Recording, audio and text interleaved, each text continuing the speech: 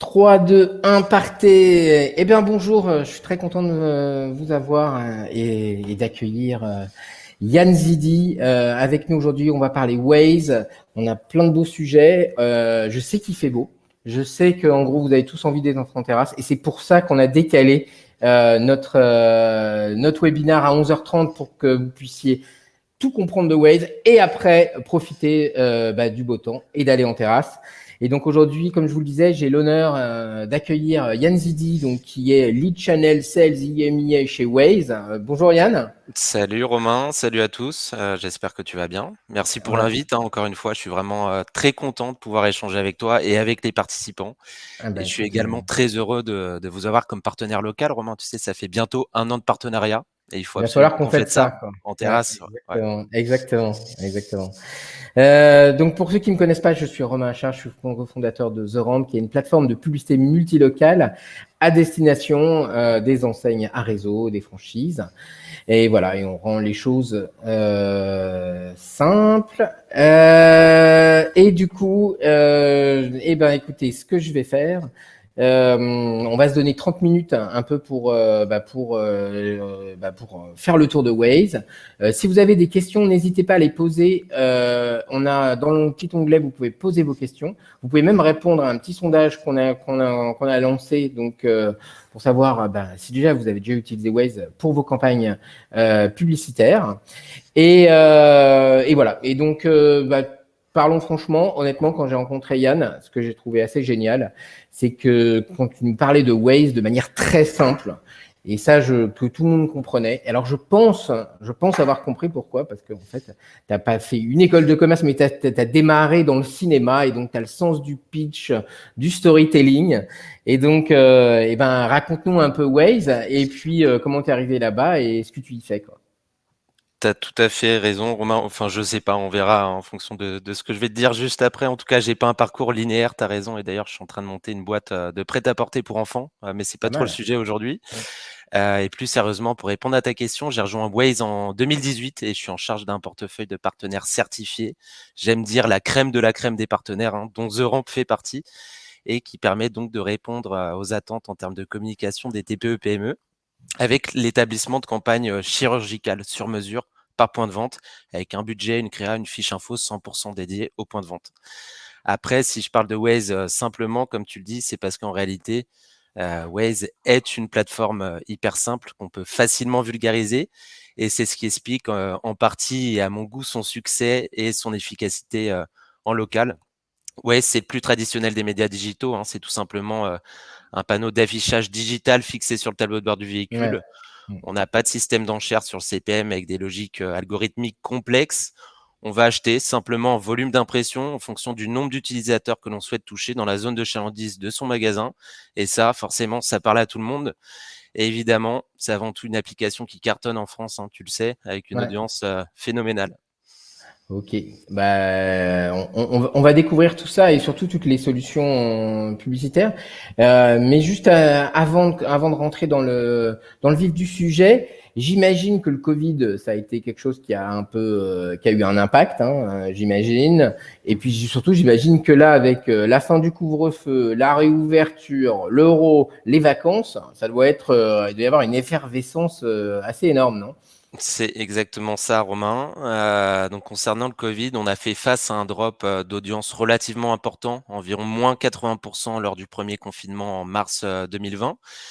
Et drop qu'on n'a plus du tout retrouvé par la suite. On s'est rendu compte que finalement, les Français se sont très rapidement adaptés au contexte et ont vite repris leur voiture. C'est devenu un peu le meilleur moyen pour rester confiné tout en se déplaçant. Et concrètement, on a retrouvé les totaux pré-Covid en termes de distance moyenne de navigation dès janvier 2021. Et l'impact des couvre-feux, pour être honnête, a été que vraiment très faible, déplaçant plus les pics de trafic d'un moment de la journée à un autre. Au-delà des habitudes en termes de mobilité, ce qui est intéressant, c'est les modifications qu'on a observées en termes d'habitudes de consommation avec un fort engouement des Français pour les points de vente disposant de drive ou de points de collecte. Et Hmm. ça a fait d'ailleurs l'objet de nouvelles features, des nouveaux formats chez Waze où l'équipe produit a été vraiment hyper efficace, hyper réactive, en donnant la capacité aux points de vente de faire apparaître via un système de badge ou directement dans le search ce type de service et ça dès l'automne 2020.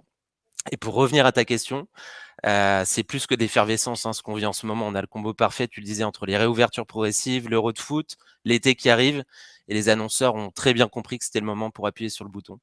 Et on voit vraiment de nouvelles verticales s'ouvrir, notamment sur la partie tourisme, avec des campagnes pour des parcs d'attractions, des comités régionaux de tourisme, des villages étapes, même si les fondamentaux et nos 3 corps verticales restent évidemment les mêmes, le retail, la restauration rapide et le secteur auto. Ouais. C'est vrai qu'on a préparé le sujet, tu m'avais raconté des choses assez intéressantes et j'avais lu aussi pas mal de choses autour des vacanciers parce qu'en fait, ouais, c'est un formidable outil en fait pour toucher des gens en mouvement et quand on part en vacances, eh ben, on est en mouvement, on n'est pas forcément dans les mêmes. On découvre des nouvelles régions, des nouveaux points de vente, des nouvelles zones de chalandise et donc tout ça est mouvant et je crois que du coup, Waze c'est un peu genre c'est la solution pour pouvoir cibler ces personnes, non? Je confirme, c'est vrai, Romain.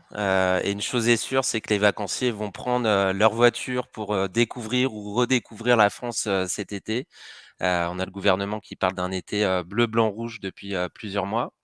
Et il faut d'ailleurs que je t'envoie cette étude Clear Channel qui prévoit que 83 à 94% des Français souhaitent partir en vacances en France cet été. Et je pense qu'on est bien parti pour battre un nouveau record d'audience chez Waze. Ouais. Tu te souviens, on avait atteint plus de 15,5 millions d'utilisateurs au mois d'août 2020. C'était énorme et ça représentait plus d'un automobiliste sur 3. Et l'autre bonne nouvelle, c'est que c'est le grand retour du magasin physique, hein. On a lancé d'ailleurs une étude Google Consumer Survey auprès des Wazers qui confirme pleinement cet aspect. On a 70% des sondés qui prévoient d'effectuer davantage leur achat dans des magasins physiques lorsqu'ils seront en vacances. Et avec comme premier critère de sélection, devine Romain, Je vais dire la proximité. la proximité, évidemment. C'est l'aspect pratique qui prime et on a donc 65% des Wazers qui estiment que la proximité, l'emplacement, est le critère numéro 1 dans leur choix de supermarché en vacances et 37% qui pensent que la proximité est le critère clé dans le choix d'une enseigne de restauration rapide, pardon. D'où tout l'intérêt de positionner son point de vente sur la carte, hein, si c'est pas déjà fait. Ok. Très clair. Donc là, en effet, on parlait un peu de comment toucher ces bonnes personnes. Donc, je pense qu'en effet, Waze, c'est vraiment le bon écosystème pour pouvoir les toucher. Maintenant, une application. En termes de publicité, qu'est-ce que vous proposez et qu'on est un peu. Je crois qu'il y avait des trucs assez dingues possibles. Est-ce que tu peux nous faire un petit peu le tour de l'offre un peu? Ouais, complètement. D'abord, je souhaiterais te rappeler l'ADN même de Waze, hein. L'ADN chez nous et la puissance de l'application, c'est le contexte dans lequel les gens utilisent l'application et dans lequel on va communiquer l'information. On va parler à des gens en voiture, en mouvement et surtout des gens qui se Hum. trouvent dans la zone de chalandise directe du magasin grâce à une publicité qui est géolocalisée. Et pour ça, on va tirer parti de 3 formats principaux, hein. Le PIN qui permet de faire exister le point de vente. Coucou, je suis là. Le search, c'est notre moteur de recherche interne et qui permet d'être trouvé par les utilisateurs et qui permet surtout de générer un grand nombre de navigations vers les points de vente. Et le takeover, c'est notre format push par excellence. Tu sais, c'est la fameuse bannière qui s'affiche après 4 Ouais. secondes d'arrêt et qui permet de mettre en avant les offres propres à chaque point de vente. Et ce qui est intéressant dans tout ça, c'est la précision avec laquelle on travaille. On va utiliser des coordonnées GPS pour positionner les points de vente le plus précisément possible sur la carte et diffuser l'information à des personnes qui se trouvent à proximité immédiate. On a même, pour la petite histoire, des sociétés de parking avec lesquelles on travaille qui positionnent le PIN non pas à une adresse, mais qui vont positionner le PIN à l'endroit même où se situe la barrière d'entrée. Et Ça, évidemment, je trouve on porte je trouve ça génial parce qu'en fait, à chaque fois que je cherche un parking, souvent on me donne où se trouve le parking au niveau du souterrain, mais je sais pas exactement où se trouve l'entrée, quoi. Donc, en fait, ça me rend dingue. exactement, Ouais, exactement, pour éviter que les gens fassent 2-3 fois le tour du pâté de ouais, maison et se dirigent vers le parking concurrent. Au moins, on a ce niveau de précision chez nous. Et il est important aussi de rappeler qu'on porte la plus grande attention à la sécurité des conducteurs, hein. On utilise des formats qui sont natifs, discrets et ouais. qui confèrent, je trouve, en plus à l'application un vrai aspect serviciel. D'ailleurs, pour la majorité des Wazer, Romain, nos formats ne sont pas interprétés comme de la pub. Ouais, ouais, c'est c'est presque de l'aide, l'aide à je sais pas, si on dit à la circulation ou en tout cas, C'est du euh, service pur. ouais, ouais. Juste sur du coup, pour moi, en fait, c'est parce que on implémente quand même pas mal de campagnes avec vous, et quand je cherchais un peu des analogies pour rendre les choses simples, c'est vrai qu'il y avait cette histoire de panneaux digital non polluants à proximité du bord de la route. C'est quelque chose qui aujourd'hui est clé, j'imagine. À l'heure actuelle. C'est exactement ça. Oui, c'est un peu la version 2.0 des fameux billboards que tu retrouves au bord de la Ouais, route, avec tout de même quelques avantages. C'est plus lisible, hein, c'est à 20 centimètres, le panneau est à 20 centimètres du nez du conducteur. C'est plus accessible d'un point de vue budgétaire. On sait qu'il y a une sorte de phénomène d'enchère autour de l'affichage longue conservation et que ouais, ça peut coûter parfois très cher. On propose chez Waze un ticket d'entrée hyper attractif et adapté au local avec des campagnes Pin et Search à partir de 60 € pour 30 000 impressions, 30 000 c'est utilisateurs énorme, touchés. c'est énorme. Et surtout, le nerf de la guerre, c'est toujours pertinent pour les annonceurs de savoir pourquoi ils investissent. On a donc la possibilité de remonter des KPIs, et en l'occurrence le nombre d'impressions, combien d'utilisateurs ont vu ma publicité, le reach, la fréquence, le nombre de clics, combien d'utilisateurs ont interagi avec ma pub, et surtout le nombre de navigations, combien de Wazers ont navigué vers mon point de vente. Et ça, c'est hyper intéressant. Et je te Hmm. l'accorde, l'affichage longue conservation et Waze restent tout de même deux médias hyper complémentaires et les marques l'ont bien compris. On a d'ailleurs beaucoup d'exemples de synchro entre Waze et l'OH avec des résultats plus que concluants. D'accord, ok, ok. Donc en fait, en général, les gens vont avoir des stratégies communes en fait pour pouvoir coupler les deux et faire que les deux se répondent en fait. Ok, Exactement. On a ok, plein d'exemples et d'activations concrètes, mais tout de suite, si je dois te donner un exemple, je pense à une campagne pour Toyota qui ouais, était mise en place il y a quelques mois et où les résultats étaient très satisfaisants. L'idée, c'était vraiment de créer une caisse de résonance digitale de la campagne d'affichage. Tu vois ce que je veux dire? ouais, Et ce qu'on a fait, c'est qu'on a synchronisé la diffusion des bannières Waze avec les réseaux OH ciblés. Donc pour chaque panneau, tu avais en plus le même message qui était poussé sur ton téléphone et qui faisait écho. Résultat, plus de 5000 navigations enregistrées vers les concessions, plus 50% de souvenirs publicitaires versus l'OH ou Waze seul, et ouais. plus 60% de navigations enregistrées grâce à la complémentarité des deux médias. D'accord. Ouais, mais c'est génial. Et là, je phosphore parce que en fait, je réfléchis. Je suis dans ma voiture. En général, je mets évidemment mon GPS. Je peux mettre la radio. Est-ce qu'il y a des choses simples? Enfin, ça me semble assez proche en termes d'univers en fait. En tout cas, dans mon habitacle de conducteur, ça fait partie des choses euh, que j'active en fait. C'est ça. J'aime dire que c'est le couple parfait, hein. Comme tu le sais, la voiture est le premier lieu d'écoute de la radio. Je crois qu'on a environ 75% des gens qui écoutent la radio en voiture. Et de l'autre côté, ouais, c'est 100% des utilisateurs évidemment qui sont en voiture. Ouais. Et c'est donc tout à fait pertinent d'aller tirer parti de cette audience commune et de maximiser l'impact du spot radio par la répétition. Et ça me fait penser aussi à une OP qui avait été mise en place par Intermarché sur le carburant à prix coûtant, où en complément Mmh. d'un spot de 20 secondes, on avait référencé l'ensemble des stations-service avec du PIN et communiqué l'offre via des takeovers diffusés autour des mêmes stations. Ok. Du coup, n'hésitez pas si vous avez des questions. On a la chance d'avoir Yann, donc vous pouvez y aller. Vous pouvez aussi répondre au petit sondage. Toujours c'est sur le côté. N'hésitez pas. Mais préparez vos questions. On y répondra à la fin, mais c'est toujours intéressant d'échanger. Et puis quand on a un bon interlocuteur sous la main, autant en profiter. Donc après, revenons un peu à nos moutons. Du coup, est-ce que toi, tu as un peu des scoops ou des nouveautés voilà, sur Waze? J'imagine que on est en pleine effervescence, donc il y a peut-être des choses que les gens savent pas et qu'ils vont découvrir. Des scoops, Romain, je sais pas, mais des bonnes nouvelles pour nos annonceurs et nos partenaires, j'en ai plein. À commencer par l'ouverture récente de la commercialisation de Waze sur Android Auto et Apple CarPlay. Tu sais, c'est les gens qui utilisent Waze directement sur le tableau de bord de leur voiture. Ouais. On a fait une phase test qui a duré quelques mois et on a maintenant la possibilité d'accéder à cette toute nouvelle audience et de quantifier en plus une partie des interactions. Et ça, c'est une super bonne nouvelle. surtout quand on voit le pourcentage de voitures connectées qui augmente dans le monde et en France. Ok. 110 millions de voitures connectées dans le monde en 2020 et on en prévoit plus de 200 millions en 2025. Donc, c'est vraiment énorme.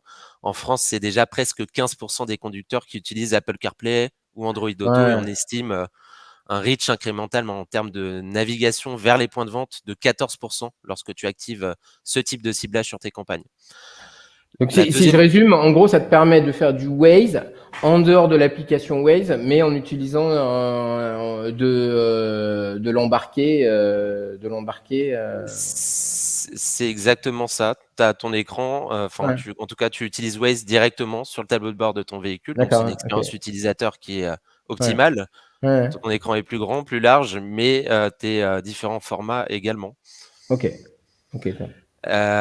Deuxième grosse innovation, pardon, j'en parlais tout à l'heure en intro, c'est les fameux badges qui permettent au point de vente de communiquer sur la présence de services type Drive ou point de collecte. C'est des formats qui sont gratuits, illimités et qui viennent en plus de ta campagne PIN et c'est complètement dans l'air du temps. Et on a 100% des acteurs de la restauration rapide et du retail qui les utilisent déjà. Hum, Et troisième point, ça c'est plus pour toi, c'est la sortie de l'API Waze il y a quelques semaines, dont vous êtes parmi les premiers à être équipés et qui vous ouais, permet d'implémenter, monitorer, reporter les campagnes de manière complètement automatisée et en parfaite autonomie. Et je pense que ça, c'est vraiment le point d'une grande aventure, le point de départ d'une grande aventure. ouais. Bah chez nous, on adore parce que je trouve que c'est, en gros, ça fait partie. Je vais faire de la promo de Google, mais ça fait partie pour moi un peu comme Google My Business peut l'être, finalement, enfin, de la première chose qui, je pense qu'il faut implémenter et en fil rouge, en fait. Et c'est vrai que pour nous, c'est assez important finalement d'avoir une présence Waze qui est voilà, qui soit régulière, en fil rouge sur l'année pour se positionner. Et après, on peut construire des choses en effet avec d'autres de vos formats, en effet sur voilà plus sur des temps forts ou des choses comme ça. Mais c'est vrai que moi je pousse aujourd'hui. C'est vrai que tous nos acteurs et surtout certains types qui sont à proximité de zones sur lesquelles on active le GPS, d'utiliser l'écosystème, quoi, parce que je pense que c'est assez clé. Ok.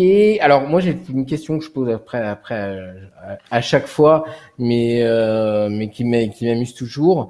Toi, dans 10 ans, comment tu vois en fait le marketing local? Alors de façon plus globale, parce que nous voilà, ça fait 4 ans qu'on évangélise, ça fait 4 ans que les gens en parlent, et puis là on sent qu'il y a un vrai mouvement, et on se dit, mais dans 10 ans, qu'est-ce qui va se passer? Et donc toi, alors en plus, venant de Waze, tu dois avoir des insights assez forts, des perspectives fortes. J'aurais bien aimé que tu t'en partages, ou en tout cas tu joues au jeu de Nostradamus avec nous, quoi. C'est une grande question. Romain, tu me parlais tout à l'heure, avant le live de l'Euro et du fait que tu avais raté le match, le premier match de la France. Tu préfères pas qu'on pronostique sur l'Euro et la victoire de Ah l'équipe de France? là, le pronostic est tout fait. Je pense qu'on va gagner l'Euro, voilà. Ok. Et en fait, je dis ça, c'est faux parce qu'en fait, je me méfie toujours quand on démarre bien. À un moment donné, après, c'est des matchs d'élimination directe. On ne sait jamais.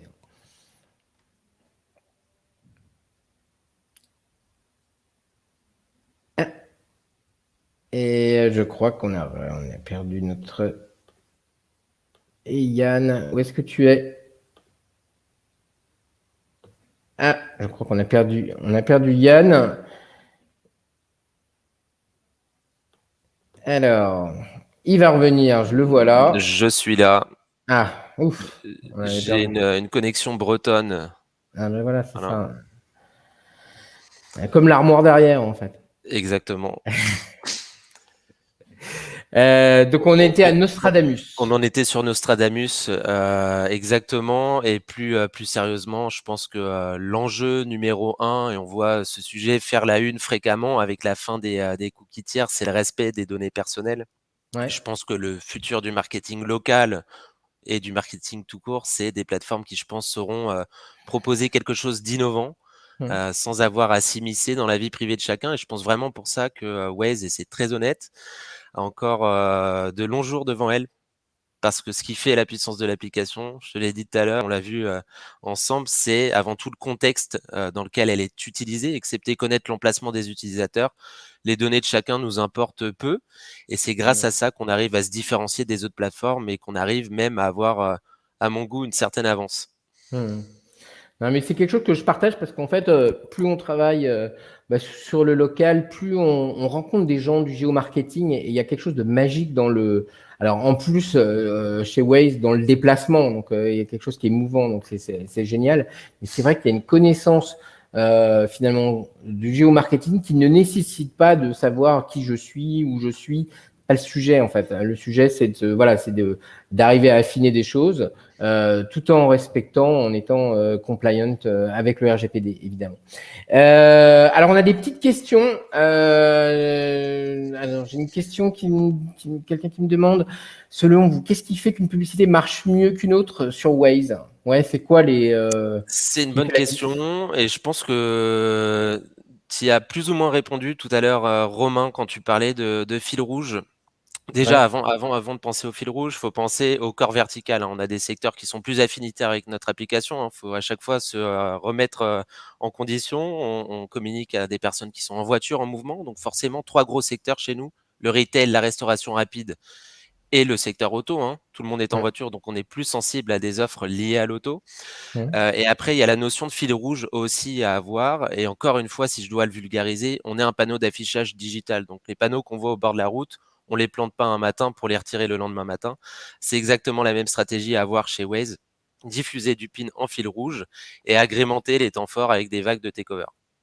ok. J'ai une autre question. Est-ce que tu as des exemples de KPI sur l'auto et le retail? Et c'est vrai que c'est intéressant de savoir en gros ce qui ressort. Est-ce pour toi, ce qui fait un succès et ce qu'on va traquer en fait? J'en ai, mais malheureusement, pas sur moi et je les ai pas en tête. Donc je pourrais vous les partager avec plaisir. On a des decks verticaux avec des insights propres à chaque verticale, et donc je pourrais à l'occasion en partager à Benjamin Ouais. ou à toi, Romain, avec plaisir. Ouais, Benjamin, il aime bien l'auto, donc, donc n'hésitez pas. Si vous avez des petits sondages, n'hésitez pas à y répondre. C'est toujours intéressant. Est-ce que vous avez d'autres questions? Est-ce que voilà, je vois je regarde, c'est toujours intéressant. Ah, ça y est, ça se réveille. Alors, vous parlez de l'émergence de la présence des parcs d'attractions. Auriez-vous des chiffres aussi à me donner? Alors, pour tout ce qui est chiffres, c'est exactement la même réponse que Benjamin. On a énormément d'insights sur énormément de verticales et malheureusement, je les ai pas tous en tête, mais c'est également avec plaisir, Pauline, que je pourrais vous faire parvenir ces fameux decks. Mais en tout cas, c'est vrai qu'on a une émergence et on n'a jamais vu ça, en tout cas sur les années précédentes. On n'a jamais eu autant de parcs d'attractions référencés sur notre application. Mais c'est vrai que moi, souvent, par exemple, quand je suis sur la route, alors quand, bon, aller à Disneyland Paris, c'est assez simple, ou Parc Astérix, mais c'est vrai que, par exemple, voilà, quand je vais en Bretagne, je découvre des eaux, je découvre plein de choses dont j'avais jamais entendu parler. Et en effet, je pense qu'aujourd'hui, si je gère finalement un lieu de loisir, ça me semble être clé, notamment si je cible des vacanciers, ça me semble être clé aujourd'hui d'être sur ce type de plateforme, quoi. Complètement, Romain. Ouais, ouais. Je confirme. Euh, ok, bon, et ben écoutez, et ben on va s'arrêter là. En tout cas, j'espère que vous avez appris plein de choses. J'étais très content de t'avoir, Yann. Et si les gens ont des questions, ils peuvent te contacter directement, j'imagine, sur LinkedIn. Il n'y a pas de souci. Sans problème, avec plaisir. Voilà. Et puis, et ben voilà, j'espère que vous avez appris plein de choses. Ça va vous donner envie de tester cet écosystème qui est vraiment adapté sur pas mal de choses. J'ai J'ai une dernière petite question. Quelles sont les principales objections rencontrées en clientèle et comment les contrer et les argumenter? Alors, Très bonne question. Alors la première objection qui me vient comme ça, c'est souvent une attente qui peut être parfois disproportionnée vis-à-vis des performances. Et il faut se rappeler à chaque fois, tout ce qu'on a dit juste avant, on reste avant tout un média d'affichage. Donc ce qui compte chez nous, c'est le reach, combien de personnes on a touché. Et tout ce qui vient après, toutes les métriques qu'on va être capable de remonter aux différents annonceurs, savoir les interactions et les navigations, il faut pouvoir les considérer comme du bonus, un extra. Mais on reste encore une fois à chaque fois un média d'affichage. ok. Ok, parfait. Bon, eh ben écoutez, merci. Moi, je vous donne, je pense que, on est arrivé un peu à la fin de cette première session autour de Local Mania. Là, je suis en train de préparer la suite. Alors, n'hésitez pas si vous avez des sujets qu'on veut aborder. Moi, je sais que là, je suis en train de travailler avec des gens dans le community management local. Je trouve que c'est un sujet qui est assez intéressant et on a des experts là-dessus qui vont venir. Vous parliez de tourisme. Et voilà, j'ai quelques idées de gens qui travaillent sur des bases de POI et je trouve ça assez intéressant. D'ailleurs, je te mettrai peut-être en contact, Yann, avec Sylvain. Voilà. Et voilà. Et donc, moi, je vous donne plutôt rendez-vous, je pense, à la rentrée pour démarrer sur des chapeaux de roue et toujours parler du local. Et pour la petite news. Je serai le 9 et le 10 septembre à Metz, dans le Grand Est, pour un événement qui s'appelle le Grand Est numérique, pour parler évidemment marketing local, publicité locale, proximité, création de trafic en magasin et tout ça. Et j'aurai certainement des replays que je réintégrerai sur la plateforme. Bon, écoutez, maintenant c'est bon, vous êtes libérés, vous pouvez aller déjeuner en terrasse, profiter du bon temps, profiter de la réouverture et maintenant bientôt de l'abandon des masques. Et donc, écoutez, et bon été déjà. Donc voilà. Écoutez, en tout cas, merci Yann. Ça m'a fait très plaisir de t'avoir. Et puis ça fait longtemps qu'on faisait monter ça et on y est arrivé. Et voilà. Avec plaisir, toutes les Romain. autres questions de Magali et de Pauline, on les posera à ce moment-là, on les posera directement à Yann, il n'y aura pas de souci. N'hésitez pas. Merci, au revoir. Salut.